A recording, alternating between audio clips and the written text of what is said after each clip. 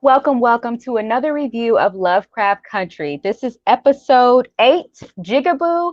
I am Almedia Exum, and we have the Anarkist here with us. All right, so this episode was very, very interesting, the Anarchist. What did you think about this episode? Well, what did you, Oh, before we get into like the breakdown, what did you think? Like, was this like, what is your initial reaction to this episode? well, first, just to make a correction, it's actually called Jig-a-Bobo. Oh, really? Jig-a-Bobo. Oh, yes. Thank you. Jig-a-Bobo. hmm so just initial reaction is, eh, I don't really like it, to be honest with you. Oh, really? Wow. Yeah. Okay. Well, you guys, I'm getting so many different like vibes, so many different themes from this episode. Let's dive into it. So, the episode begins with a funeral, right? And oh, by the way, make sure you like and subscribe to the Anarchist's channel and my channel here. Like, subscribe, leave your comments below. Let us know what you think about this week's episode. Well, episode 8 of Lovecraft Country, Jig-a-Bobo. All right, so we start off with this episode at a funeral. And the funeral we find out is the funeral of Bobo, which I think we saw this character in like episode 1 or 2 and 3. I think we saw him playing around with Dianna. We just didn't know that he was going to actually be in Till. Oh my gosh! Remember I talked about this in like episode 1 or 2. Remember I brought up a prediction. Remember I was hmm talking about how like I feel like I had no idea that any reference to Emmett Till would be in this TV show. But remember, I said that Atticus was like giving me these like Emmett Till vibes for some reason, like he looked like him to me. Didn't I say? Remember, I said that. Yes, I do. Okay, I was like, oh my gosh, they're referencing Emmett Till in this. So I just want to say that I don't know, like I was speaking about Emmett Till because I felt like he looked like him, and I was talking about in like episode 1 or 2 how I wonder if it's like some symbolism that he looks like Emmett Till because Emmett Till was a casualty in other people's plans, and because of that, like people were able to, because of his death and stuff, people were able to like the civil rights movement happened. Well, it was already existing, but like the white woman who lied on him caused him to basically get murdered or whatever. So he was a casualty. And so I feel like I talked about in other episodes like how I felt like Atticus represents someone who may be a casualty in other people's plans. Like people have plans that involve him that he doesn't know about. So I just thought that was kind of cool that they are doing an episode about Emmett Till. It's very relevant. And I think they did a good job with this. But we open up with this scene. We find out that Bobo is Emmett Till and is Diana's friend. And the whole city of Chicago, and probably people from out of Chicago, I think that's how it really happened, like came to see the display of Emmett Till, aka Bobo. They came to see what they had done to him. And so you see so many Black people out in the streets at the funeral. You see some, I think, Hebrew Israelites, right? Who are the guys with the turbans? I'm not sure. I might have to watch again to see Hebrew Israelite. I know I saw some Nation of Islam That's what, yeah, guys there. Nation of Islam. Some Nation of Islam people there. And so I just thought that was interesting. Like they're showing these different people who were actually like, a part of the movement to speak up for him, and I just thought it was kind of cool how they tied in Emmett Till to Dianna and to this story. And I have to look and see if that was a part of the actual book. I just thought it was cool that they put it in the TV show. And so we see in the opening scene, this song is playing called Cruel, Cruel Summer. And I thought that was kind of interesting as they're playing Cruel Summer as we see all these Black people show up to, and I think Cruel Summer is an 80s song. And they're saying it's going to be a cruel summer, cruel summer. And we see the funeral happening. It is a cruel summer. So I thought that was very interesting and a great choice of music happening during the funeral and stuff. And we see Dianna basically trying to hold it together. What did you think about that whole first scene with like Dianna and Dianna, Atticus, Montrose, Leti, and Ruby as they are trying to enter the funeral home? I thought it was a very interesting first scene because, obviously, when the scene opens, people are just lining up. I think the first thing you see is police telling people, please, please get out of the street. We don't want to have to shut this down. So I'm like, all right, what's going on? Either some type of protest or what? So you just see a whole bunch of black people there. Like I said, I saw the Nation of Islam guys. And what was really interesting and what tipped me off early was as I noticed that it was a funeral. People were dressed up like a funeral. And then, people were kind of like, going in the building and coming out, and one of the ladies who came out threw up in a bucket. And I Yes, was like, I know. so that gave me Emmett Till. I'm like, this could be, it's because of so many people. I'm like, maybe they reminiscing over there, because I know after Emmett Till went down to Mississippi and was alleged to whistle at a white woman, which got him beat up, hung, and lynched and all this stuff and murdered. And of course, the two guys who were charged with his murder were let off. And then, based on double jeopardy, later said, we did kill him. And then, nothing happened to him based on double jeopardy. And of course, as we know, the white woman who alleged that he did that came out like a few years ago and said that that was a lie. And we know that that whole movement, can't say sparked the civil rights movement, but it was one of the big things that helped it go on. Like, help, Propel. Mm-hmm. yeah. So but I thought that was real interesting, the way they played that, and it was interesting because we find out that, like you said, that Bobo Emmett Till in this story is Diana's friend, and I think he was actually in a few other episodes, like you said, but I remember him in the Holy Ghost Yeah, episode that's the one I remember him in. Yeah. where I think he said something about, "Am I going to enjoy my trip?" And I believe the Ouija board said Said no. no. Yes. Oh my gosh, I forgot about that. Wow, they were letting us know. Wow. So some things are really coming together. Remember, we were concerned about things kind of coming together. I guess 2 episodes left. Who knows how everything's gonna come together? But like, I thought about that. I thought about it when it happened, not now, because I didn't remember that he did the Ouija board thing. But I remember when one of her friends asked that and it said no, and I'm like, well, we don't know who this friend is, so it's not gonna matter. Like, maybe it was just saying no to say no. So if the Ouija board, and this is a side note, we're going to continue on, but if the Ouija board said no and it was right, then maybe Uncle George is like he can come back too, because remember it said George, like Uncle George or George or whatever. Remember? So maybe that's a hint too, if that really happened, because I totally forgot that the Ouija board told Bobo, which is Emmett Till, like he is not going to enjoy his trip. That is scary. That is scary. Okay. Thank you. See, this is why we're doing a review and decoding like the episodes, because wow, connecting. They're all coming together. Well, I don't know if they all are coming together, but at least that is a connection that came together. So yeah. So we see Leti talking to Ruby and Atticus as they're trying to enter into the funeral home, and Leti does not think that Diana should be at this funeral. Montrose says something very interesting. He says, let's see, real quick. Mimi Renee says takes place during the red summer of 1919. That's why they used that song. Brilliant. Thank you so much for that. And then we have Space Jew said, sup. Peace, Space Jew, and peace, Ty. Peace. In a minute, before the night is done, I'm about to make those two people mods in my room. I'm about to give y'all some mods. You feel me? In my on my channel, the Anarkist. Subscribe and follow. But yeah, those are people I hold dearly to my heart, man. My audience, part of my audience, and they always to every video. And I'm starting to get some trolls, so I really didn't want to mod up my channel, but those two are definitely going to be mods. I know they're going to get rid of the right people and mute the right people. I just wanted to add that in there, but continue. Awesome. Peace to Space Jew, peace to Ty. So continue, Almedia. Thank you for coming out, y'all, and watching the decoding of this episode, and for comedy. Like the Anarkist said. So we see that Leti is saying she doesn't think Diana should be there, and Montrose says something interesting. He says, "Ain't no getting around this. This is every Black person's right to passage in this country." I thought that was so real. So often, we want to protect the minds of our children, of young Black children, but they have to face the reality of racism and the country they live in, and it's never easy. But there's always some point where they have to face the reality of racism. And so when Montrose said, "Ain't no getting around this," this is the passage. This is what he said. This is This is every Black person's rite of passage in this country.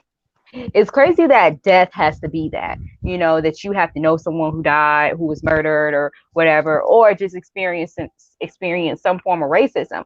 But he was like, look, basically he was saying, hey, if it wasn't this, something else, what she would have had to, find out another way of how hard the harsh reality of racism in this country is. It's sad that children you know, have to experience this, but it's the reality. What did you feel about what Montrose said? Do you remember that it was in the person? Yeah, I remember it. Okay. Real quick, Space Juice says, "Aw man, much love." Space Juice also says, "I'll slap a hater for ja." I slap a hater for ja. Is he Jamaican? No, he says Space Juice. Okay. It's Ja. I don't know. I don't know what I think he Klingon. That's what he is. He's from the planet Klingon and one of them Klingon motherfuckers. But shout out to all the Klingons. Yeah. Space Juice says, I heard an interesting thing about the Ouija boards. Somebody was saying how you can use them to trap spirits, kind of like a cross exercises a demon. That's interesting. Yeah, that's interesting. Very interesting. I don't know. But thanks for that. All right. So from there, Dianna basically she kind of wanders off. And I noticed that Atticus is really like checking in on Leti, like, are you okay? You need water? What do you call it? Montrose offers Atticus his water, and he's like, here, Leti, you can have it. I'm like, he's still not vibing with his father, from last week's episode.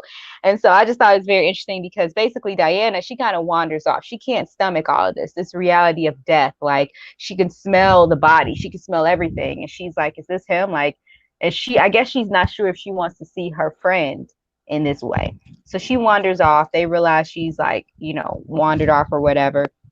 And I want to talk about Dianna and the vibes I'm getting from her this episode and what it may represent. I'm noticing, like, I feel like Dianna kind of looks like Nettie. Like, she has the white dress, the pressed out hair. Nettie from The Color Purple, that was Celi's sister. She's dark skinned, like beautiful chocolate like her. She had her hair pressed out, like in my mind it's hot combed out, but like pressed out just like that. She had the pure white on, the white dress, and that really just makes me think of Nettie, like from The Color Purple.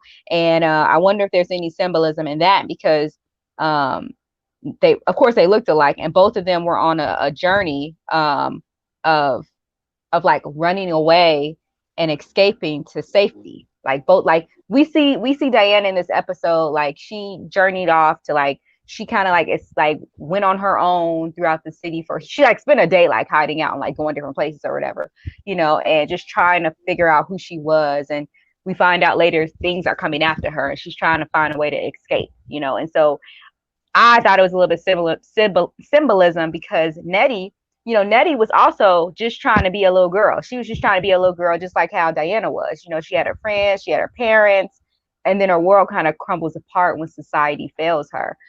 Of course, in The Color Purple, it was her, this man who was marrying her sister, a grown man who was attacking her and trying to, get at her. And we see Nettie being attacked by a racist cop, but other than that, she's facing the reality that the world isn't safe, just like how Nettie did in The Color Purple. So she has the same dress, like a very similar dress as Nettie in The Color Purple. Like, I'm a movie person, and so I remember certain things. I'm like, she looks like Nettie. And I wonder if there's any type of symbolism, because they both have to go through this journey of like escaping to find some type of safety, because society has failed them and has made them realize that they're kids, but they can't be kids anymore. So yeah, I just thought that was interesting. I don't know if you remember how Nettie looked in the first couple of scenes when she was running away from In the Color Purple, but to me, she looks like that. Dianna looks like her. Do you remember that at all?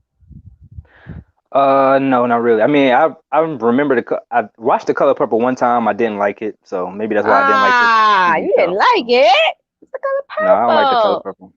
Okay, well, that's what I got from that. I just, since I found out that Emmett Till was in this episode, and I was right about that, and that felt like a reach. I'm like, well, I don't know, is this a reach? She's reminding me of Nettie from The Color Purple. She's escaping this whole episode, trying to like, run away and everything. And Nettie had that same type of energy. And we also see this rage this rage from Diana that we've never seen before. So she's running away from the funeral, and she goes into, she yells at these black girls just because they're happy, and she's like, it ain't nothing to be happy about, and then she kind of gets a little laugh, a little chuckle out. She's entertained by how they ran away from her. And she wanders in an alley, which I don't know why she would walk into an alley. Even in the 1950s, it's like, we don't do that. Like, we don't do that. You don't do that. But she's trying to escape the world she's in. So she wanders into this alley, and we see Chief Lancaster and another cop come and target her. And I felt my stomach was just like cringing. I'm like, oh my gosh, please just don't do nothing to this little girl. And we see them holding her down, and it's reminding me, I don't know why, even though it's different, but it's reminding me of how like Mista was like trying to hold down and grab Nettie. I know I keep talking about this, but it just, to me, is similar. I don't know why. Trying to hold down Nettie and trying to get her or whatever, And so anyway, they ask her, does she know about magic and where her mother is? And she's like, what are you talking about? Like magic and books, yada, yada, yada. They put a spell on her. I noticed she said, I can't breathe.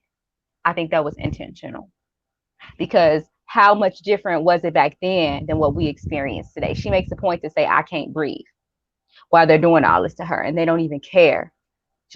And I think it's relating. I think Misha Green and who else? Misha and I don't know how to say this name. Ihoma Ufor Dyer, both were part of directing this episode. They did a good job at like making things current, things that applied in history current today. So yeah, I want to touch on a few more comments. If she would have stayed with her father, what? I don't know what that comment says. Family, this wouldn't happen. Oh, she said Mimi, she would stay with her family. Yeah, I can see the resemblance. Yeah, exactly, Mimi. Like, I see the resemblance between Nettie and Dianna. But I'm not the only one that sees the resemblance.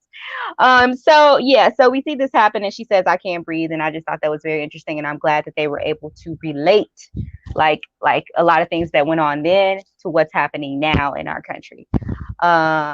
Mimi Renee says, oh wow, I didn't even put those together. George Floyd. Yeah. And so let's see here. From there, what happens? After they cast a spell on her, do you remember what happens next? GI. Yeah, I do remember how. Or GI. Gia. Well, I Gia. do want to touch on that part at least, the part about like you said, because I found it interesting. She was running around after obviously the death of her friend. Peace, Jalen, peace in the room. So she just running around Chicago after the death of her friend, who we found out is Emmett Till, her friend Bobo, which is Emmett Till's real nickname, Bobo. And she, like you said, stumbles onto this alley. Before that, she's chastising two little bitty girls who's just laughing. She's like, it's nothing to laugh about. So that is the frustration that Black people get when it's just like all this death around me. My mom's gone. I don't know where she is. My dad died. One of her friends just died. So it's just like everything's coming down on her. She's just a teenager, and she lashes out these two little girls. Which, after this cop, Chief Lancaster, does this spell, this nasty. I don't know what's with this movie and spit. Like I said, I ain't see the spit in the little gay sex scene, but for some reason, Misha Green thinks magic and spit has something to do with each other, which is ridiculous. But maybe we can't blame everything on her, because who knows? Like, it's a lot of people involved, and maybe the people who were researching stuff told her like, hey, this is what we're gonna do with this scene, and we looked this up, and maybe it was other people that she put that responsibility to handle that. What am I trying to say? Basically, it's a lot of people involved in like creating each episode, so I'm sure it was people that decided that, hey, that was okay. And she probably trusted that they knew what they were doing. But who knows? She did help direct this, so I don't know. Comments? What were you going to say? Oh, yeah. I mean, no, I shouldn't put it on her, but just whoever. It's just all this spit. It's just like, come on now. Yeah, it's disgusting. And you didn't see the other spit. I understand what she was trying to do with it. Honestly, this whole episode is just cringy to me. It is. I'm sorry. Yeah. I understand that, not just cringy in a way that, but just the fact, like, I understand what she's saying. I peeped that too. The whole, when the police, the thing is, obviously this episode is touching on police brutality. They did put in a whole she wasn't able to breathe, the I can't breathe, which I have a problem with. I just really have a problem with the fake woke black people, and it's pushing up the George Floyd thing. But maybe that's not a time for here. But obviously these people are on that level. You know what I'm saying? I don't like that saying, people walking around saying I can't breathe. But I understand that is the symbol for the black struggle of today, which is why she put it in juxtaposed it to, I guess, what could have been happening in the 1950s. We see Diana get caught up with two cops now. In the metaphysical aspect, these cops are like wizards. They're part of the lodge, and they do magic on her essentially. But if that wasn't the case, it'd just be two cops harassing a little black girl. So what Lancaster does is he, like I said, does this ritual. You can see him the deputy drawing something on the ground. They do this ritual on her and basically, I guess, curse her with these spirits that follow her. Now, this is interesting because when she leaves, when she was running away, she one of the books fell, which is Uncle Tom's Cabin, which of course in this movie they like to give little hints about what this show is about to be centered around with the books that whatever we find in the film. Which oddly enough, also Atticus comes back from the last episode when he does the astro traveling with the book called Lovecraft that was written by George Freeman, which we find out now is actually going to be his son who wrote that book. But the book that Diana picks up called Uncle Tom's Cabin was actually a very, very, very popular book here in America. I think it was probably the best-selling book of the 19th century, 18th century, one of those. But it was a book that they'll put out that people say sparked the Civil War, because it was at the time it was supposed to be one of those books that people read, white people mostly, and it was supposed to give them a feeling that slavery was a bad thing, and it's supposed to have tilted the tide. Now I really don't believe that. But that's the narrative if you guys want to get an A in your history, your black history classes. What people saying? Well, anyway, I'll just finish my point. So I thought it was interesting because I did a little research into the book, The Uncle Tom's Cabin, which was banned in the South at one point. And then they start taking the Uncle Tom character, which in the actual book was a man who was an articulate black man who was a God-fearing man. And I guess supposed to be this something that black people could look at the time and say, hey, that was, that's somebody to look up to. In the South, they took that character, Uncle Tom, and made him a buffoon. Basically made, plays and characters of a dancing black buffoon. That's where you get the black face and the big lips. And, a person who was basically satisfied in their slavery. He was a happy slave. He was a good slave. So that's where we get that Uncle Tom name now. You get an Uncle Tom, you're basically talking about a coon. Somebody who was happy with being a slave. So, that's where that history comes from. But I didn't, like I said, I don't know too much about the book Uncle Tom's Cabin, but I seen on the cover, you had the little crazy, black girls with the hair, and they just dancing around and buffooning. So that's kind of what when the Lancaster officer did the ritual, he did it and conjured up these girls who were just dancing around, which I just thought was goofy. And I understand what you're doing because basically they supposed to be the spirits from the book, which I guess they just cooning and buffooning around and chasing after Diana, which only she sees, but are real entities that can hurt her. We see at the end, but I didn't, it's a way to put dance in there. It's a way to put the aspect of the Uncle Tom's Cabin in there. But I personally didn't like it because they just dancing around. But they give me very much Jordan Peele vibes. Jordan Peele from Us. Like that's all that was. Like they look like some of the people from the what do you call that? Not the Upside Down World, that's Stranger Things. The Tethers. They look like Tethers. I was like, yo, this is creepy. This is so this has Jordan Peele, Monkey Paw Productions all over it right here. Like I was getting very much Us vibes. You saw Us, right? Yeah, I saw Us, and I liked Us, but I didn't like this because I understand it's trying to be an episode that's reminiscent of a horror film, but it just comes off very cheap to me. They just dancing around looking stupid as fuck. And I don't really understand. I'm just used that cuss word one time. I'm sorry, but they dance around looking stupid. And I understand it's just to scare us, but I didn't really see the point like that. You understand? Except for the fact that I do know that she's taking it from the Uncle Tom's Cabin book. But if you're not like me and you're not going to research that, you're looking at this film like, why are they just dancing around looking stupid like this?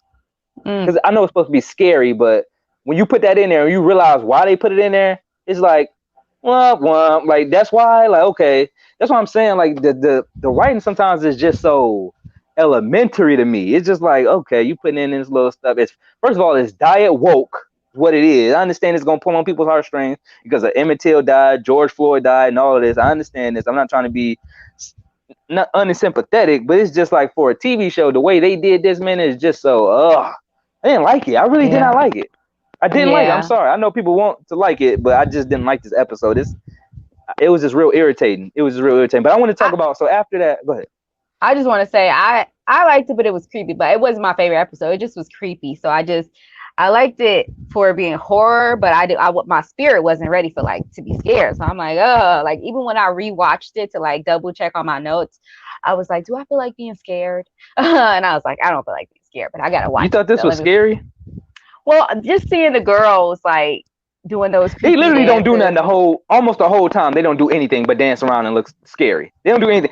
The end, they start scratching on her, but they don't do nothing the whole time. But you know what? But that happens in a lot of like horror films though, where like you're waiting for someone to attack you and they're following you, the monster's following you, or following somebody. You want them, like even when they were in the alley dancing behind her and they were about to get her. I'm like, oh gosh, that's so horror film. Like that's something you see in a horror film. I'm like, oh my gosh, they're gonna grab her. And so I'm trying to, like stay in it because it's a lot of stuff going on. It's like she's running, like Emmett Till has just died and racist cops are like out and doing whatever. And, then we have what's going on with Christina and Atticus and Leti and Atticus and Gia. And then we have this creepy stuff happening with Dianna. So it's a lot of stuff like that I'm trying to process, and I'm scared for Dianna, but then I'm also trying to like feel in these emotions for Gia, not for Gia, but for Leti, because Gia's there. So it's a lot of emotions. And I was like, I don't want to be scared, but I don't know. I feel like they did a good job with that. It's not I like the episode. I like it because I got very much like Jordan Peele, like horror vibes from it. And, but I don't want to be like, I feel like for me, and this kind of goes back to the point to where I like what they're doing. Like they're creating a lot of different worlds, I guess, within this TV show. But I personally would like for it to be like a TV show where like they create one world per season, because not everyone wants to be scared. Like, like I like horror films, but I had to be in the mood to like watch something scary. And because I like this show, I'm going to watch every episode, but I just like, okay, I'm not really ready. Like, but I'm going to watch it to figure out what's going on. And so I don't know, like, I didn't think it was a bad episode. I just think it's some creepy parts, but it's like I think they're making this out to be like not just like an adventure TV show, but like a horror adventure, futuristic Afro-futuristic TV show. I don't know, like, but yeah, I don't think it was bad. I think they did a good job of being creepy. I think the girls did a good job of being creepy. No? I think they did a good job of being cringy. That's what I think they did. Yeah, it was mad cringe. I'm looking at this like I'm like I said, I've seen a lot of scary movies. Like if you want to go back to the 80s, it's like they have a standard template of like how scary movies go, and that's like this wasn't even like a 80s scary movie. This was like a Goosebumps scary movie. Remember the Goosebumps TV show? Yeah, I used to love those. The books are always scarier than the actual movies. They was pretty scary, but you got to be 4 years old, 5 years old. Like I'm not just being scared because you got scary makeup on going. I am. I thought it was like, come on, man. I'm just sitting there like, bro. I thought it was funny, like sometimes seeing Dianna being scared, like because I wasn't expecting to be like scared in that way. And then we see another monster jump up, and she's still dealing with these monsters of white supremacy, the racist cops who basically are also members of the Sons of Adam. So it's a lot going on. But let's continue. What were you gonna say after that? Because I was gonna talk about Gia, right? Right. She shows up at Leti's house. How do you just let yourself into somebody's place? Now I know there are other people that live there. It's lots of tenants. So maybe she just rung the doorbell and let herself in. Somebody told her to sit down in the living room or whatever. But I'm like, how do you just like let yourself, how do you just bold. How did you even know where to find him? Even though Black folks talk, and back then all you had to do to find somebody was go ask around. Oh yeah, Atticus is staying up north at this house. Here's the address. People would just give out your information back then. You know what I mean? But I'm like, how did she find him? And then also, why is she here? Hey, I know why she's here, but I was just seeing Leti look at her, and she was like, "Nah, I'm not here for no room. I'm here for Atticus." I'm like, oh, Atticus don't belong to you now. You here for Atticus. Atticus don't belong to you. Um, what did you initially think when you saw Gia? What did I think when I saw her? I mean, I Mm-hmm. thought that she was gonna do what she did and tell Atticus that something bad about to happen. And I told your ass something bad was about to happen. Mm-hmm. Mm-hmm. I just thought she had a lot of guts to like come all the way to America. Like, I don't know. I felt like it was desperate too, like to just come all the way here for him. But especially because she saw his future. She saw he was gonna have a baby. He was gonna be with somebody else and stuff like that. And I was just really surprised that she came all the way to America, and Leti had to eat all that up. She had to eat all of that information up. She's pregnant and she has to eat all this information up about Atticus. And I'm just looking like, oh, she don't deserve this. I'm thinking about Leti. And then Leti basically says, oh, she's here because she loves you. And Atticus just kept it real with her. She was like, what did he say? He said, we ain't shit and get the F out. Oh, I cursed. I didn't mean to curse. He says that to her, whatever. I thought that was crazy. But before all that happens, we see just Leti and GI talking or whatever. And then we jump to Atticus. Atticus meets up with Christina at a cemetery, and he asks her to to tell him a spell to protect him and Leti. And she only does it in exchange for the key that was inside of the orrery, the solar system thing, that the solar system model, which is the orrery. She only gives him the symbol of protection in exchange for that. I'm like, why would he give her the key to the time machine? And then so that happens, and I don't know. I just feel like that wasn't smart to give her the key to the time machine for a spell. I'm sure he could have found another way to cast a spell. Why not go back to that voodoo queen? I don't know. I just felt like it wasn't smart. What did you think about him giving her the key to the time machine? Yeah, I was a little taken aback about why he would do that either. But there's just so many things in this story that I'm just like, why is that happening? Why is that happening? Why is that happening? So I'm just, maybe this wasn't that big of a deal to me, because I'm just like, so much stuff is just like, I don't know if they really trying to just make it real tight as far as like common sense. So maybe at that point I just didn't think. I just, in my mind, I figure his motivation is protecting him and his baby mama and his child.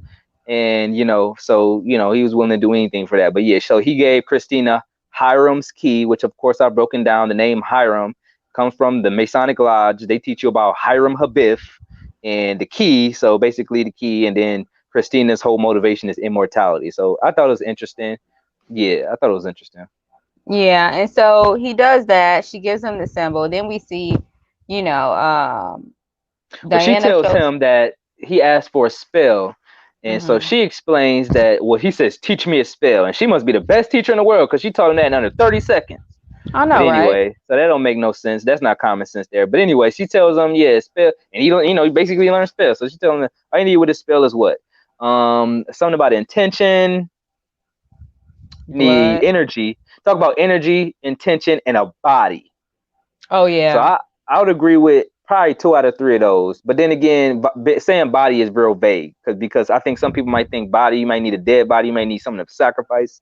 But another interpretation could be you just need a vessel like your body. So maybe that's what the writers were doing. That would be smart if they were doing that. But yeah, intention and energy are definitely real things to make magic work. Dark magic, light magic, however you want to do.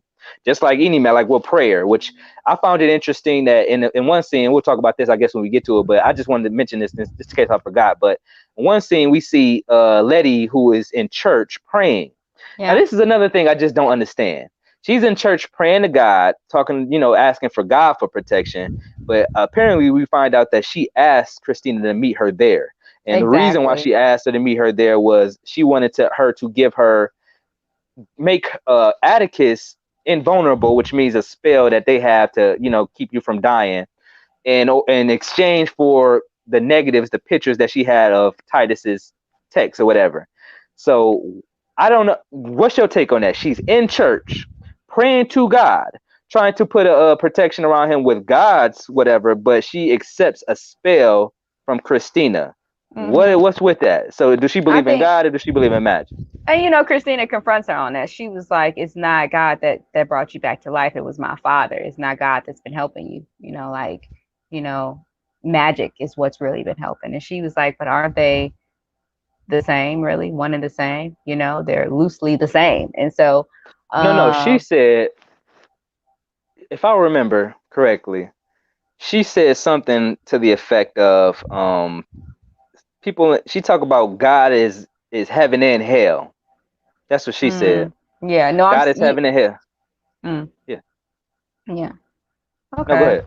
No, I was just like, yeah, but I thought she also said like, you praying to God, but magic is what brought you back to life. Like, Well, you she know, said something also like she people. did say it's heaven and hell are the same. Like some men want to be gods, but they don't realize that heaven and hell are like the same, or basically they go together. Basically I trying to think say if you I think what you were saying, she did say something about because Leti asked for a miracle, and then Christina said something. Well, a miracle is magic, right? You know what I'm saying? This, that, and the other. Mhm.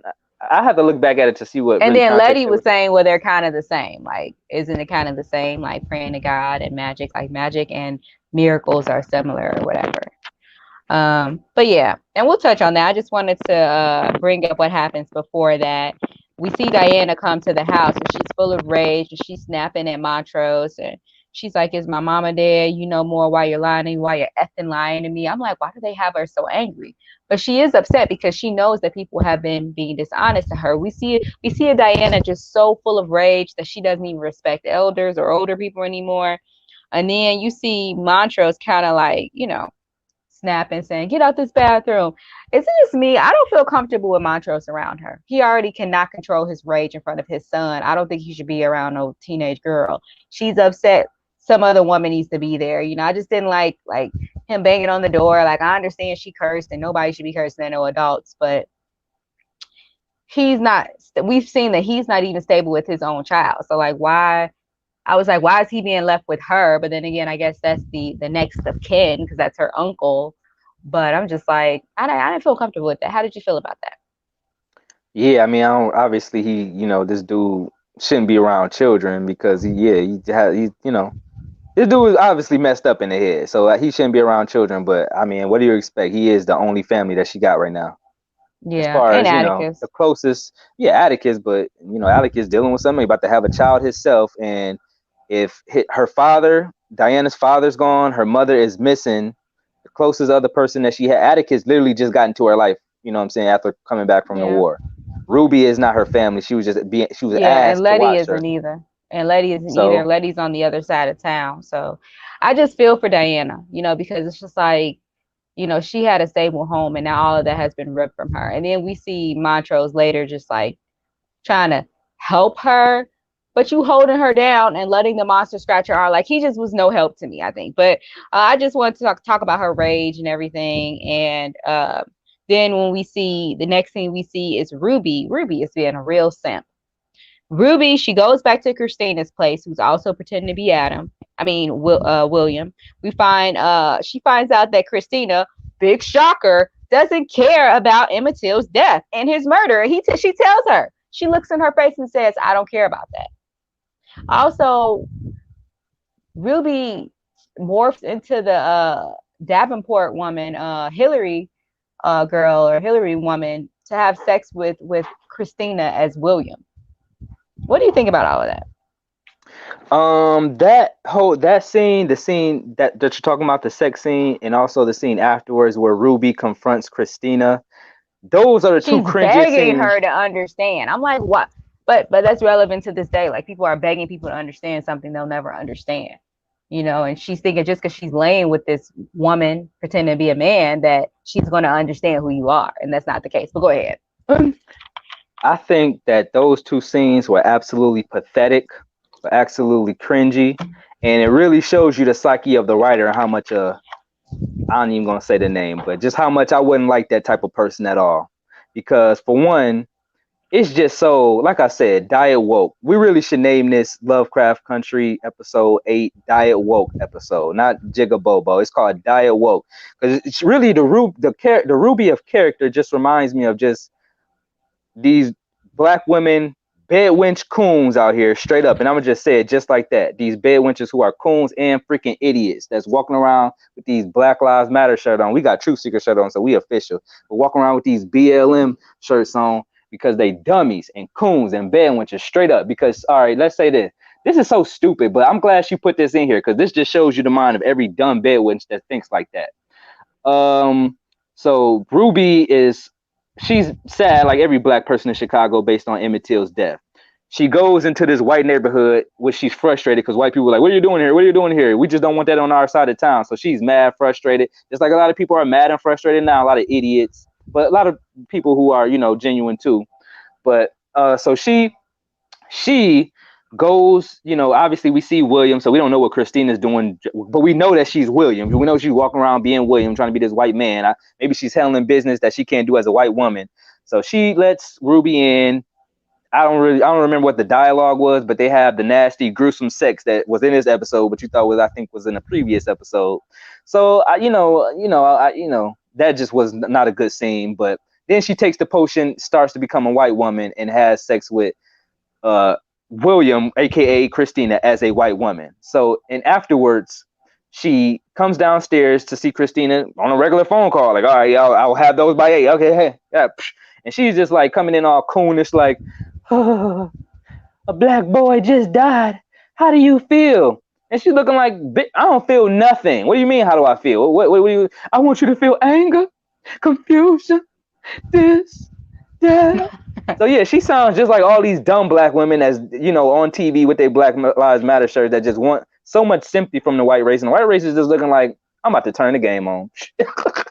I want y'all to feel the pain that we feel. When nobody gives a S, nobody cares about you, and that's really what I don't like. The fact that we still at this point where just even in this show, you really see, like, first of all, it's just weird because she's, like I said, that whole part was meant to be deep, but I'm like, it's deep for a coon.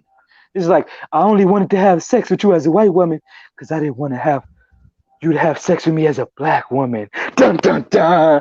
Shut up. Shut your dumb. Oh my God, y'all so coonish and bad wenches. Like, that's supposed to be deep. Oh, she wanted to be a black woman because she still wanted to have the coon sex, but she didn't want to have sex as a black woman. It's like, shut up. And then you go to the next scene and you mad because she's not feeling what you feel. That's because you're not black. Why does she have to care? And not to mention, she don't even know him. So it's just like, you want somebody who's not black, who doesn't even know the person, to sit there and feel exactly the way you feel. That's the same dumb, stupid rhetoric that all these Black Lives Matter people be talking. And that's really what's setting the race back. Because you don't just want to just be like, you know what? Fuck them. Fuck them. Let's just all, obviously we care because we is who he is. That's somebody who is related to somebody I know, which is probably why you have a bigger thing on. It's not like Emmett Till for her was, well, she wasn't related to Dianna, but that was a kid in the neighborhood. So obviously you have a connection, but it's just like, and black people have a connection, obviously, because of the oppression. So we know why you feel this way, but why do you need this white woman to feel that? Is it because you love her and you bed wenching? What is it? You know what I'm saying? I don't understand it. But like I said, we have to talk about this because the writers put it in. So I'm wondering some things.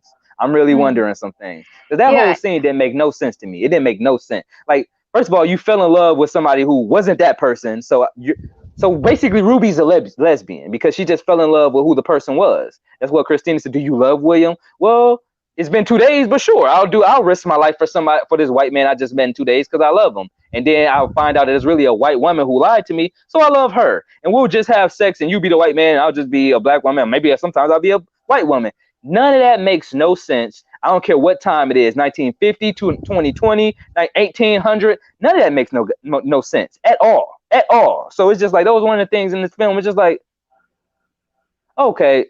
And also, I don't know if this is the same woman, but one of these African women writers on the show, which I believe is probably this show, is one of those people that Tariq Nasheed talked about calling foundational Black Americans Akadas. So how much did you like the show again? Okay. Thank you so much for that insight, the Anarkist. I really appreciate your opinion and everything you're telling us. Yeah, this was a real frustrating show because I'm just like, why am I watching this? I will say that I was very confused too about what was going on with Ruby. I was disappointed that she decided with what was happening on with Emmett Till to go back to Christina. Like after all of this, like why go back to that neighborhood? You saw like, and she's quickly reminded of who she is because some guy across the street is like, hey girl, you the maid, not woman, but hey girl, you the maid, who you talking to, and then even after that, if that didn't make you She leave, must have still thought she was sipping that white woman juice because her mouth got real kind of crazy. She must go, yeah, oh, I'm not a white woman no more. I can get lynched like this. Oh, dang, I'm crazy. It's like, and then she goes inside anyway after that, and then she's pleading with Christina to understand her, and I'm like, you're supposed to be this powerful woman, like a singer, like when you in your neighborhood and your community, people respect and love you. You talk about how like how much you're prideful in your music and how other music is boring and how I just felt like she's Christina is making it seem like she's allowing Ruby to be free to be who she is, but really Ruby seems like she's losing herself in the identity that she's losing herself in the magical world that Christina is presenting to her. Like she doesn't know who she is anymore. She doesn't seem as confident. Like she keeps going over there trying to be somebody she's not. Like when we first met her, she was becoming one of my favorite characters, a beautiful, powerful sister who was an artist, who knew who she was and knew what she wanted. And now she's kind of become like this insecure woman. And like I said, the beauty about this though is this is a story. This is a story they're telling, and we all have experiences, not like this, but we have experiences in life where we may not be who we once were, and it's a journey. And so I wonder where the journey is going to take Ruby. Is she going to find out who she is again? Because right now she just seems like she's kind of under the thumb of Christina. Like she was this strong woman, wouldn't take nothing from nobody, and she kind of got like manipulated in this situation. And now she doesn't even know who she is anymore. She's begging somebody else to identify with the Black experience. And before that, she never cared for that. She never wanted to entertain that. She was okay with where she was at. She didn't want to go to the north side like her sister did. whoa, She was no, okay with just being. I don't know about that because remember in this episode, she also explained, I think her and her sister have a conversation and she talks about how I just always wanted to just work at Marshall Fields. And I Yeah, even that's thought, true. listen, in the 1950s where you have somebody in your neighborhood who is a Black woman who is an astronomer, you have a Black man who owns his own bookstore. I'm pretty sure you have other Black, excellence that's going on. And your dream is to be a retail person at Marshall Fields. She has some coon tendencies in her from the beginning. Let's keep it real. But the thing is that everybody dreams of something different. Not everybody wants to be working in a bookstore or learning about the stars, and we know that. We know plenty of people who, all they want to do is like, work in a grocery store or, whatever. It's a lot of jobs out here. It's a lot of different things, and so seriously, like some people like all they want to do is work at Kmart. If I ever hear a grown, hold on, wait a minute. No, for real. And nothing's wrong with that. Wait a minute. Listen, and I think we used to talk about this. We used to talk about this a while ago, like a year or something ago. Like we used to always talk about like everybody has different things they want to do. Everybody like, experiences different things and wants different things from their life. Just like it's some people who only want to do like tech stuff. It's some people who only want to fly like airplanes. It's some people who their dream job was to open up a diner, or whatever. Like it's not what we want to do and we can't see ourselves doing it. But hey, if it wasn't for those people who just wanted to work at Macy's or Marshall Fields, who would be servicing people who go in there to buy stuff, And so I think I wouldn't do it, but I don't want to judge her as a character and as a human because there's plenty of people who, even today, who love to. I know people who the Macy's downtown, which used to be Marshall Fields here in Chicago. I know people who work there, and I know people who they were really excited to first like get their interview, and they really wanted to work at this Macy's downtown. Like, and I'm like, not me. Like, I don't. But can I ask you a question? Did they tell you that was their dream? They just, some people just always want to work there, especially if you work in certain fields. I'm asking you, to those specific people. I know, because I understand wanting a job. I understand wanting a good job. Mm-hmm. But there is a difference between what you want, what you need, and what is your dream. Mm-hmm. When somebody tells me that something is their dream, that lets me know how far they feel they can get in life. It also lets me know how they believe in their place in life. Mm-hmm. So if I talk to a 18-year-old and I ask, what's your dream? He said, I want to be the president. I could just as easily shoot that down. Like, you're never gonna be that, but what I wouldn't, because I'm like, okay, that young man's thinking big, and I asked an 18-year-old right next to him. Why is the president bigger than they're both service jobs? Why is the president bigger than, you know? And I get what you're saying. I get like Why is the president average bigger person, than a grocery store person? Yes, and listen to me, because we see the past couple of people who have been in office, or we see who's in office now and who may be in office. Like at the end of the day, they're both servicing. You know, like I understand that. Okay, you're in this White House and this big seat, but we know that the presidents don't have full power. It's so many people around, like helping control things. Is not what you think. So I get what you're saying. I get what you're saying. Like I know you're asking, like, what do you mean? What's the difference? Like clearly that's a bigger position, but the status is bigger really than, you know, like it's still a position of service, you know, just like someone who all they want to do is they want to create chemicals. Like, you know, it's people who are chemists, all they care about is being in the lab and creating different like you know, fragrances and stuff like that. I'm not interested in like doing that for the rest of my life, you know, and that may not be as big as the president in some people's eyes, but everybody serves a purpose. And that's why people have passions. That's why people say like that everyone has a passion within their heart. And if it wasn't for that, we won't have people like working in grocery stores and what else? I think it's something else, like working any place we can think of where we buy food. Just like people who love packing meat. I don't eat meat, but like imagine if no one wanted to be the chief person at the meat packing district or whatever they're in. And they were like, what if someone just didn't want to have that position? Then there would be chaos. If no one wanted to organize meat and getting it chopped up or whatever and getting it out to all the meat eaters or whatever, I know I'm like going off on a tangent, then there would be like a meat shortage or something. And so all I'm trying to say is that it may be ridiculous to us. It may be ridiculous to us to want to like, we think above and beyond. But if that's her, if that's all she wanted to be, hey, we can't really judge her for that. We see more in her. But we can't really judge her for that. Just like how Hippolytus, she hindered herself. She just decided she was going to be a wife and a mother. You know, she fit into this box of what society wanted for her. So she ended up being boxed in. And we see that Ruby is like, she thinks that's the highest she can be in the 1950s. It's working at Macy's. Everyone else is working at, and keep in mind, she was talking about how much they pay. So to her, maybe she was just thinking about, you know, that creates a good income for her, you know. And I'm not trying to just completely defend her, but I do understand that every character, everybody's different. And I don't want to just judge the characters too much, because like, you know, someone who, like I said, like someone who only wants to like, you know, like people that work in offices, you know, or whatever, like someone may think like, why would you want to do that? It's a lot of jobs where you and I may not want to do, or we may think it's so dumb, you know, but to the character, that's where the ceiling is for them in their life. And we truly can't judge them for it, because they're on this experience in this narrative, in this story. And every story, you know, character, you know, it's an end to a means. So hopefully we'll figure it out with her.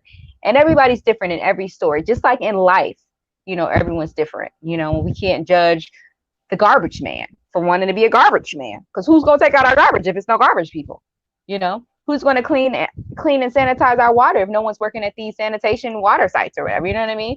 So I don't want to judge Ruby too harshly for her desire to work at Macy's, but I am looking at her side-eyed for just like, you know, and I don't know if it's the potion or what Christina is doing, but I don't like that she's just like so trying to please Christina, and she succumbed to that. She seems like she's very much in a weak, vulnerable position, and she's being used by Christina. And I don't like to see Ruby in this way. And I thought she was smarter than this.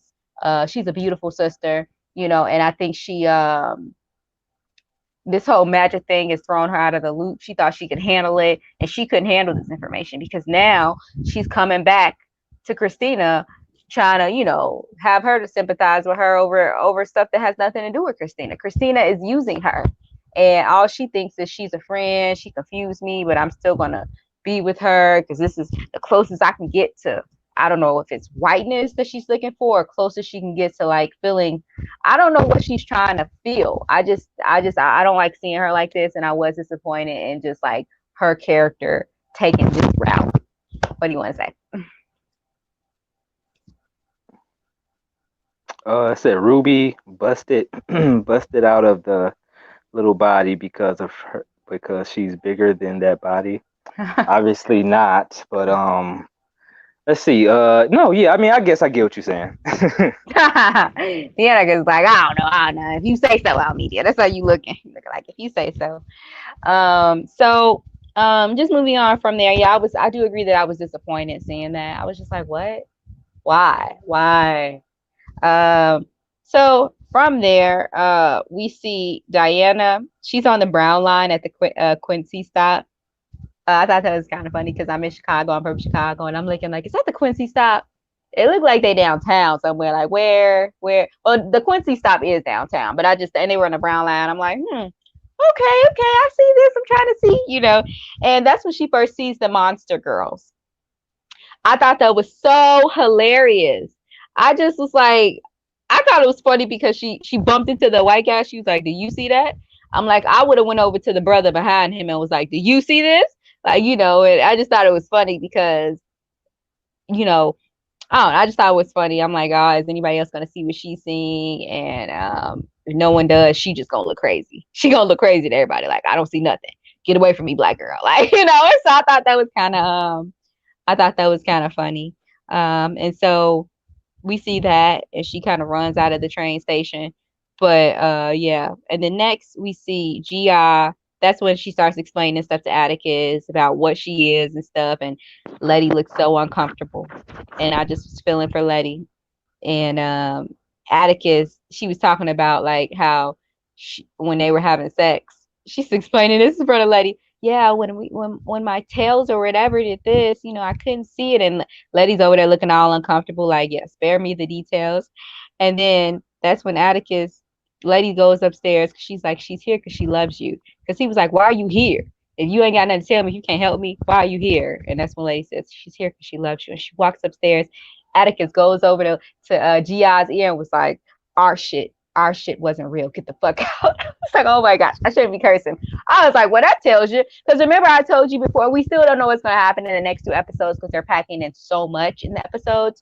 But I'm like, remember I asked before, I was like, I wonder if he's going to end up with Gi or if he's going to stay with Leti or whatever. So as of right now, it seems like his feelings are more strong for Leti. But he also went to the future and realized that, Leti and him are going to have a child and stuff like that. And so he's letting Gi know, like, get out. Like, like, if you ain't, you wasting our time, And so, any comments about that? About what? That scene when she's telling Atticus and Leti all this stuff, and then Leti goes upstairs and she kind of like tells him, get out, and then he's about to leave and she's like, no, where are you going? And then so something a woman would do or anybody would do, I guess. It's just, I thought that was so funny. And then he's like, oh, I'm gonna go fix this, I'm gonna go make this all right. And then Leti, we see Leti leaving the house, and Dianna is like walking into the house, and Diana's trying to ask Leti if she sees those monster girls, and she's like, I don't. She's just basically brushing her off. She's like, I can't, I'm choking or whatever. Go in the house to get some water, and she just walks off. Remember when Leti does that when Diana's trying to like get help? I'm like, this is a little girl. I know you upset about you and Atticus and this woman being there, but geez, like, you just brushing off Dianna. She don't got a mama, a daddy, nobody. And she trying to ask you for help. I'm like, somebody help this girl. Help her. And then from there, we see Leti praying in the church. And this is what we were talking about earlier. When Christina basically gives her the mark of Cain in return for the photos of Titus's pages.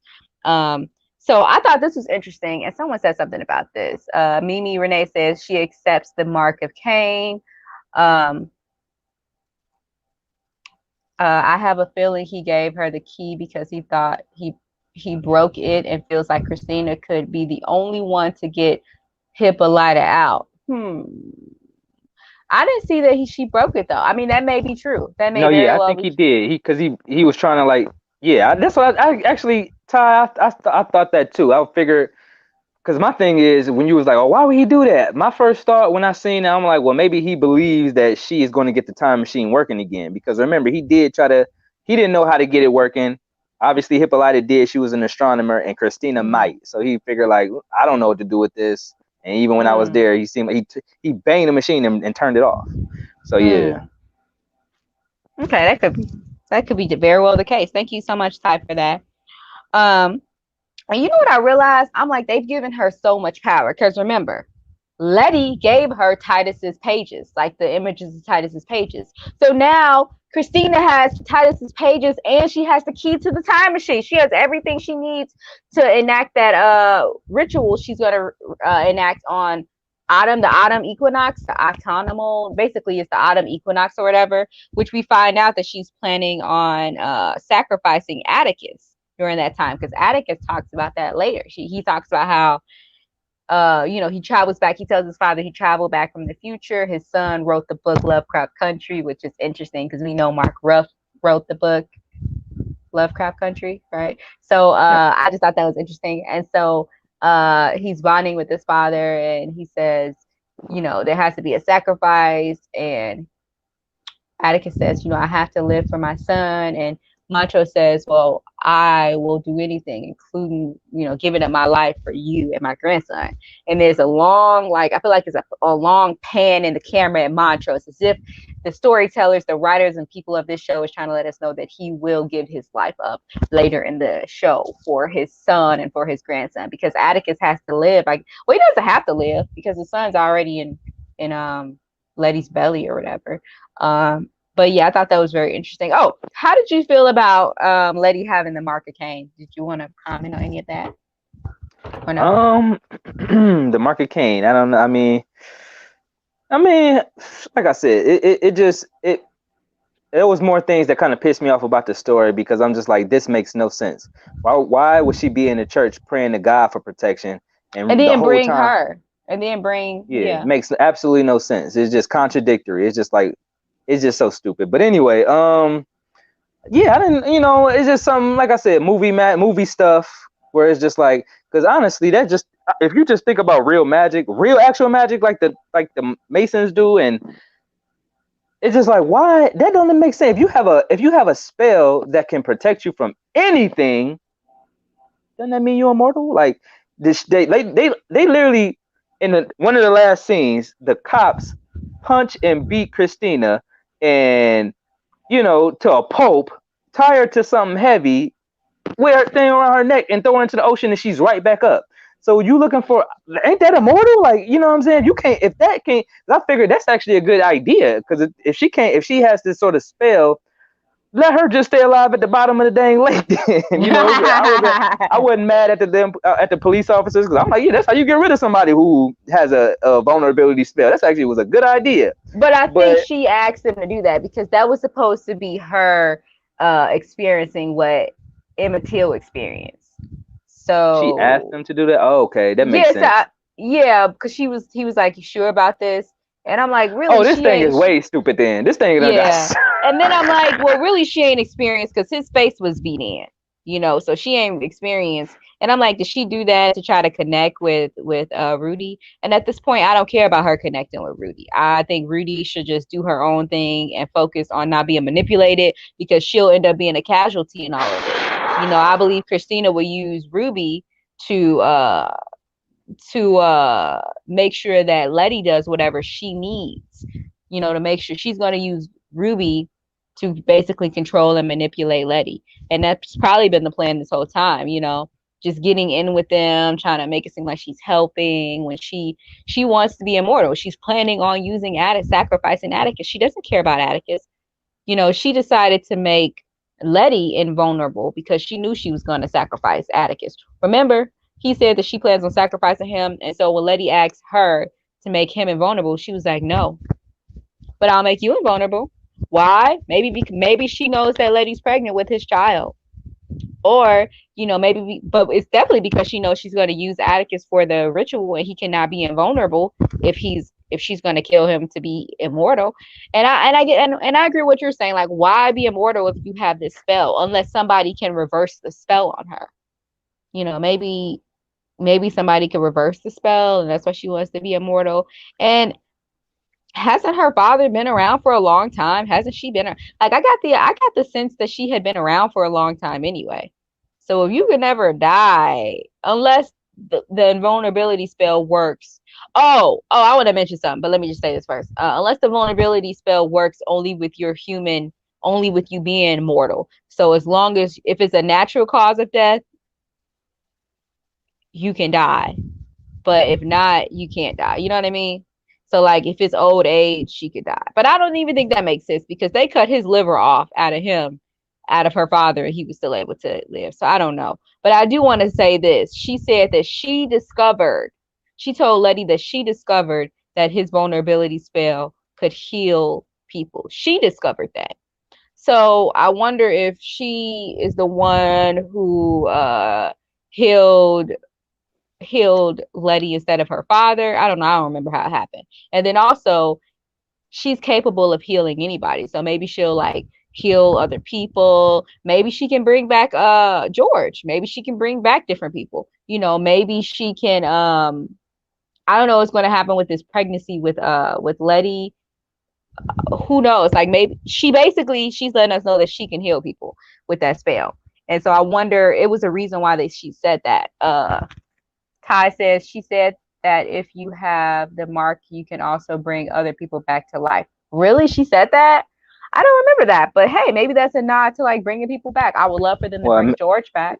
That's probably how they did, Letitia, right? So yeah, yeah. So I just wanted to bring that up, and so then we see Dianna just all in her rage, looking like Nettie from The Color Purple. Going to the police officer's office, and she's like, what did you do to me with your spit? I thought that was so funny. Like she was so angry, and for her to be like, what did you do to me with your spit? And I think that says a lot of stuff, like this gross, disgusting fluids from this man. Like what did you do to me? And so that's just kind of funny. And so he tells her, basically he put a spell on her so she can't talk about what's going on, and ask her to get the orrery for him, and she's like, F you, just really cursing, just like a different type of Ruby. A different type of Diana. And so I just thought that was interesting because she leaves, and there's an audio playing about how some Black girl is pioneering. I thought it was like Ruby Bridges or something. Like as she's leaving, and she's on her bike, she's leaving the police officer's office, she decides she's basically going to confront these monster girls. And there's an audio playing in the background. I don't know if it's Ruby Bridges or what, but they're talking about how some Black girls pioneering and doing stuff for basically Black people and Black girls. And I don't know, I thought that was interesting to hear that in the background. Do you know what that audio was? Nope. Okay. I thought that was interesting. And so you see that happening. You see her trying to face the monsters, and then you basically see her like drawing the monsters and stuff, and Montrose finding her, the monster girls, and Montrose finding her, and this idiot is holding her down. Like clearly she sees something, and he's holding her down, and then the monsters are like ripping her arms off. Like I'm like, is she gonna survive? Can she survive? Because if you just cut yourself a little bit, you could just bleed out and die. So it was ripping all of her arms out, like blood everywhere. I'm like, this idiot just holding her. What's wrong, Diana? Stop it. Dude, don't put your hands on her. Just let her do her thing. Clearly she knew something. And he's supposed to know about spells and know about a lot of stuff. He should know something's going on with her. Like he basically is the reason why she got scratched up. I didn't like that. What did you think? Yeah, I just, that was a weird scene, but yeah, it was kind of crazy, man. Especially when, he didn't seem aware. He wasn't looking at her arms. I could see, obviously, when he came in on her, she was swinging at spirits. And like you said, I felt like he should know enough to realize that she might have been under some curse. But yeah, I thought it was odd that he just restrained her. I feel like nobody was paying attention to her this whole episode. She was so neglected. That was a good thing too. They didn't, she's a Black woman, young Black woman going through all this trauma, and really nobody's listening, and protecting her. And I think that's the symbolism for like, and I keep bringing this up. Look, I could be reaching, I could be reaching, but I think that's symbolism for Nettie, because no one was there to protect Nettie, and no one was there to protect Celia the color purple, and you see these young youth experiencing all of this stuff. And But I I'll don't know. say this. Listen, I didn't like The Color Purple. I thought that was a terrible movie, and I think most conscious people don't like that movie. I know Nas has a line talking about some. I guess I'm not. I think Nas got a line talking about some like The Color Purple. Niggas is losing. The Color Purple was a shutdown energy movie. I'm sorry. I know black people like it. My queen likes it, but that's a shutdown energy movie. That's one of those movies. That's like the root. That's like Roots. It's one of those movies that you watch. You either do one thing. You get mad at white people, or you just think you just a lowly slave, and that's what you've been in the world. I feel like people should watch. I don't think so, because I mean, I don't know. The sisterhood is what connected me to it. This idea of sisterhood and family, and how you can prevail through anything. Because it wasn't really about white people, and of course, I'm talking about Roots when I say that one. When I talk about Color Purple, I'm not even gonna get into it. I just don't like that movie. I don't have to talk about it. But what I was gonna say is, I think you might be onto something, because I did notice she kept the dress on the whole movie. She really could have went home and changed. So I'm pretty sure the writers had some like Color Purple too, and they tied it into the story. So I'm pretty sure. I wonder what the hat was about. The ball cap. I think was it the Cubs or something like that? Some Chicago. It had to been a Chicago team. Yeah. Or maybe it was either the Cubs, the White Sox, or maybe it was a Negro League team. I'm not sure, but okay. Yeah. And so after that, the very last thing we see is basically the police officer tries to, they just decide, look, they said F Dianna, she's gonna die anyway. So whatever these monsters are, basically they're going to kill her, which is scary. To me at least. I'm like, dang, they put something on her to kill her, not to just scare her. These racist cops and witches or warlocks or whatever they are just dangerous and unapologetic with their, just like how like evil and sinister they are, whatever. So we see them go to the house, to Leti's house, and they're like, look, we're gonna get this without Dianna. And then they try to enter, and they see that they know magic. Well, he already knew they knew magic, but they didn't know how much. And so they see that they can't enter because the house is protected. And so that just makes, at this point, Chief Lancaster is livid. Like, he's just like, what? They know that amount of magic? And so they have a whole bunch of cops on the block. And so Leti's like, oh, this dude knows magic. We need to go and do something. He knows magic. He can't come in here because he knows magic. And he's not basically safe. Otherwise he would have been able to come in. And so they walk back to their cars. They're like, hey guys, let's go. And they start shooting up the place. Dozens and dozens of cops start shooting up the place. I mean, and they're cops. Look at that message. These people did nothing wrong. Leti and them did nothing wrong. They wanted access to the house for some magical thing. And they're going to make an excuse as to why they just think about how often like cops just shoot up places, like just like how often cops get away with crimes. And I see that like I see if they weren't in their uniform, but they didn't care. They knew that they can get away with that. They knew they can get away with being in their uniforms, shooting up the whole place for no gosh darn reason. I just thought that was some type of bold. What did you think? Like, I thought that was bold. We see that Leti can't get hit because she has that vulnerability thing on her. We know that Atticus cast a spell earlier to protect them, and they didn't think it worked, But like, what do you think about the police officers like just shooting up the place? Kind of go with, kind of expected a little bit. But honestly, that scene, at least afterwards, after the shooting, with Atticus coming on the scene and the monster showing up and basically protecting him, and that was, and he touches it. I was like, whoa. Yeah, that honestly was probably the best scene in the whole TV show to me, because it's just like, at least I didn't really get no real good history. I didn't really get no real good story in this TV show. I didn't really get nothing that excited me. I honestly just couldn't wait till this thing ended. But when it did get to the end, and you just see like at least I got some good graphics, some good white cops dying. You know what I'm saying? So, and then they just getting tossed around everywhere. So I'm like, flying in there like, ah! You saw the one flying across the house. I was like, that is hilarious. I thought that was funny. He got his arm chewed off. Lancaster got his arm chewed off by the monster. I don't know if he's dead. He looked like he was dead. That fella looked like he was dead. Like, that's from.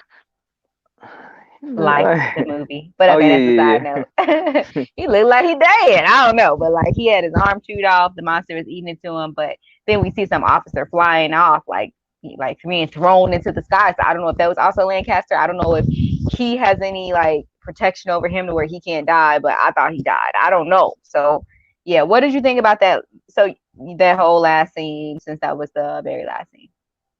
yeah. Like I said, I enjoyed it. I just enjoyed the action in it, the blood, the gore. I thought it was entertaining. I thought it was the most entertaining thing about this whole trash episode. Yeah, I thought it was funny how they were running to the car, like they were running and a car landed in front of them. I was like, yeah, that's a cool action scene.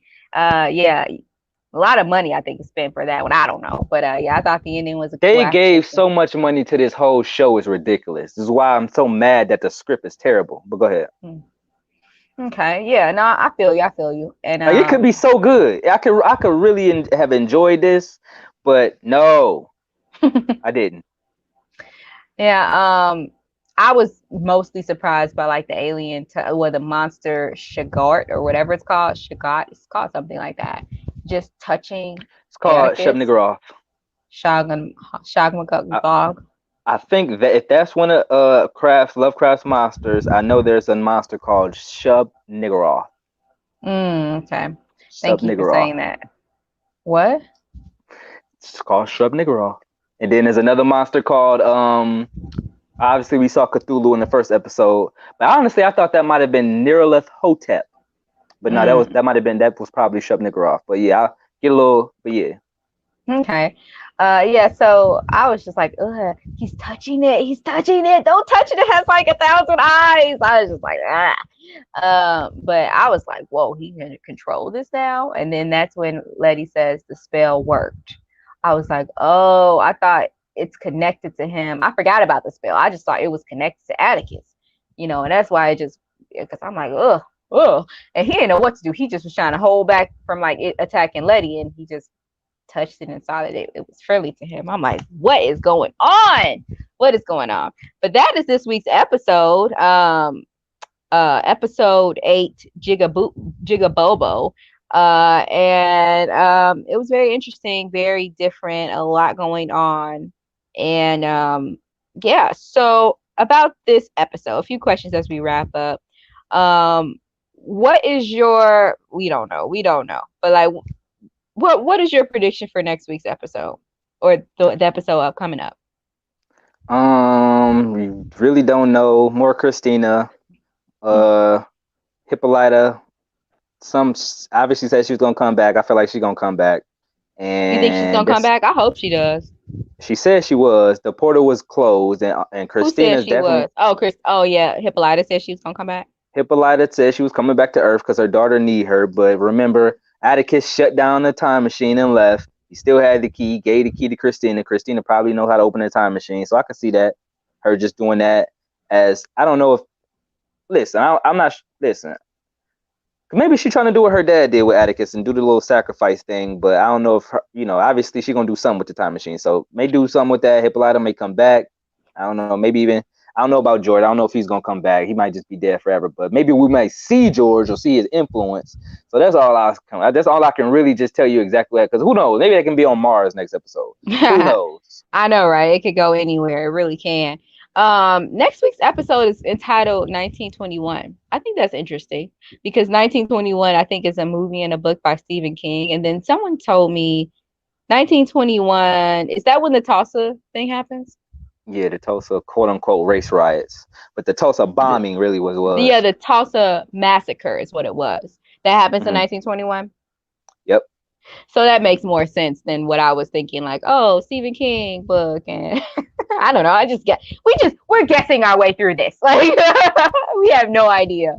So they brought up Tulsa before. So maybe if it's called 1921, then maybe it has something to do with Tulsa. Which is weird. It could be a flashback episode. Who knows? Yeah, but I wonder how is that going to tie into? Well, they did say that's when Montrose and Atticus's mother, basically, like they lost everything. His mother lost everything, and they just wanted to create a family, and so that's how they got together. It's weird that he says that their relationship wasn't intimate or something like that, or something. What did Montrose say in this episode? He said that their relationship wasn't like intimate or something. Only thing I can remember him saying is in the scene where Atticus asked him, did he ever cheat on his mom? He told him that he had urges but never acted on them until his mom passed. I remember that. He said that their relationship wasn't like intimate or sexual. Which obviously. But oh, okay, never mind. Because I'm like, but how is Atticus here? But I forgot. Atticus is George's son. Okay, now it makes sense. I'm like, you had some type of urges, some type of, towards her. But yeah, that's interesting. I really want to know, like, how did Atticus's mother end up with his brother? And why did they just never make it work then? Why didn't it just work? Like, if she knew that, he's making it seem like she knew he was gay. So if she knew he was gay and she slept with George, then why didn't she just stay with George if she knew that she wanted to be with George? I don't know. What is going on here? Honestly, we don't know. Obviously, we'll watch the next few episodes to figure that out. But just in my mind, if Atticus's mother is dating Montrose, who is gay, and she wanted a child, then maybe they both asked her brother, can you give my wife a child so we can live this facade and I can, act like I'm whatever. But George fell in love with her. People do that now. It's called beards, huh? Why would George listen? Obviously George is in love with her, so maybe he did fall in love with her, but maybe it was after they just like, well, I'm with Montrose, could you give us a baby? And then maybe Hippolyta came along. I don't know, but it doesn't seem too far-fetched. None of this is happening in the book, though. So, like, I wonder why they just took this route with the TV show, because none of this extra stuff and, none of this is, like, happening in the book. Well, obviously, because of the gay agenda, the fact that they made Montrose gay pretty much messed up the story, right? Had to. It's just like, you make him gay, then why did he have a son? Why is he with a woman in the 1950s? And then you had to add all the gay stuff. So I feel like, again, like we said, to crowbar in this gay agenda, you really much messing up the story, because it's just like, it doesn't add to the story pretty much unless you're a gay, someone who watches the show and you gay. You're like, oh yes, but you're going so far away from the book just to add in gay characters. So, which I don't necessarily have a problem with, but it's just like just to crowbar something in like that for absolutely no reason. Yeah. What don't you hope to see in the final 2 episodes? What don't I hope to see? That's a weird question. I just hope it's not trash. Isn't it? I know it's a weird question. It's just like, how we're just like hoping for the best. I was just like, well, what do you hope doesn't happen? Like, for me, and I know that's a weird question, but like for me, I don't hope to be confused by the last episode. Basically, I guess I should be phrasing it as, what do you hope to see? Because like, I just don't want to be disappointed. Like, I'm here for the story and all of how these characters are like developing, but I want it to make sense. I'm already disappointed, so I have no hopes. I have no hopes for this whole episode. I just want to be done with it, to be honest with you. Okay. For this episode? Or the series. It just went, it's like I said, the first couple episodes, the first 1 and 2, I thought was really good, especially 1. I thought 2 was good as well. 3, 4, and 5 were absolute trash. Well, actually, yeah. 3, 4, and 5 was absolute freaking trash. And then 6, the episode where, we go to Korea and get a different story, I thought that was actually good, but it literally took you somewhere else. So I'm like, that's kind of a fluke, because we got to get back into this BS reality. So, but in 7, when they did the whole I Am one with Hippolyta and it was dealing with the black woman, I thought that was really good too. I'm like, okay, maybe I'm back on board.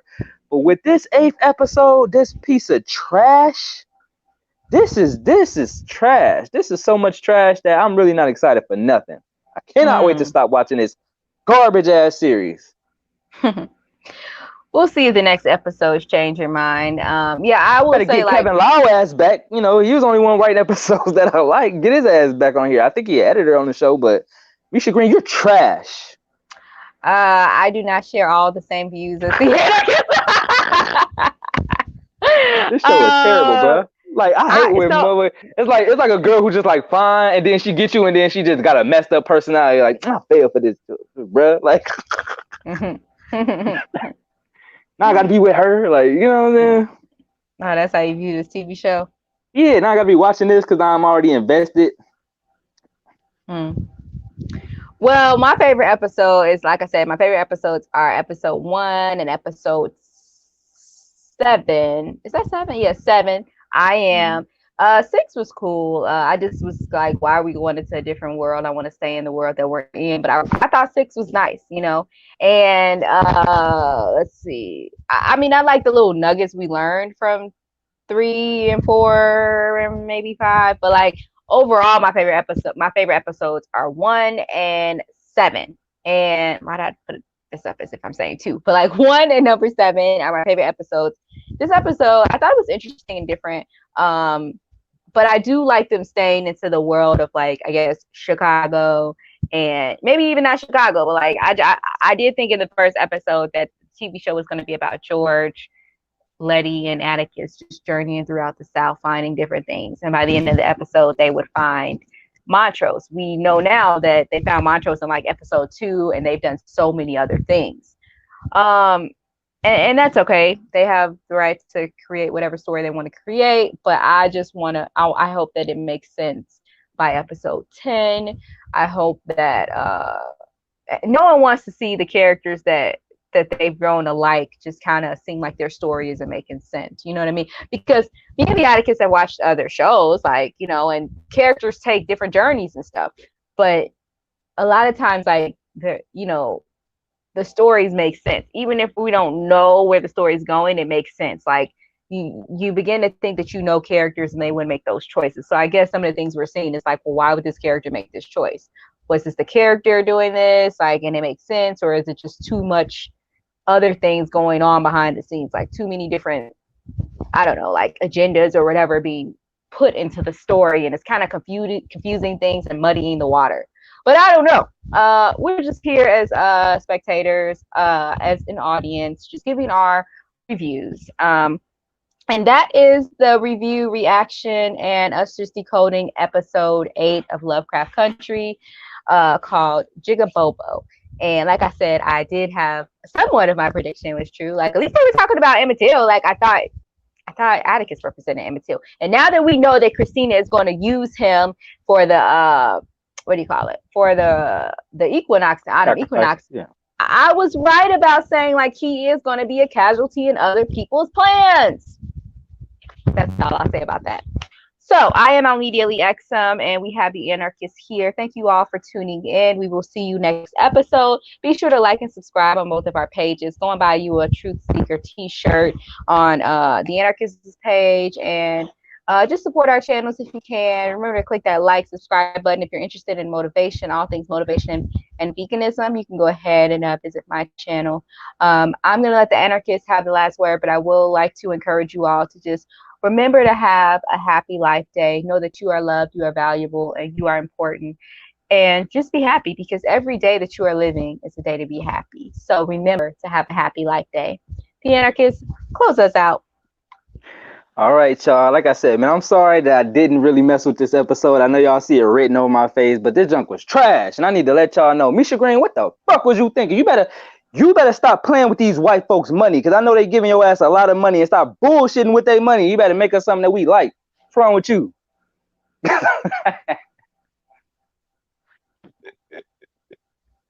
I'm just playing with you, Misha Green. Call me, girl. But anyway,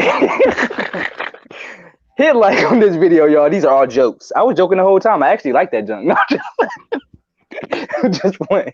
I'm just playing. No, that was trash. But anyway, hit like on this video, comment, subscribe to both our channels, and listen, man, come back for the next episode, because if it's not good, then I'm roasting. I'm just straight roasting the whole dang video, straight up. I ain't about to do a serious decode. I'm just about to roast. But anyway, hit like, y'all. Hit like and join us for the next one, because we're gonna be all caught up current. So we doing probably one later, hopefully. And if not tomorrow, if not later than tomorrow. So stay tuned for that one, because we coming right back at you with it. I think it's 10 episodes, right, Almedia, of Lovecraft Country? Yes, 10 episodes.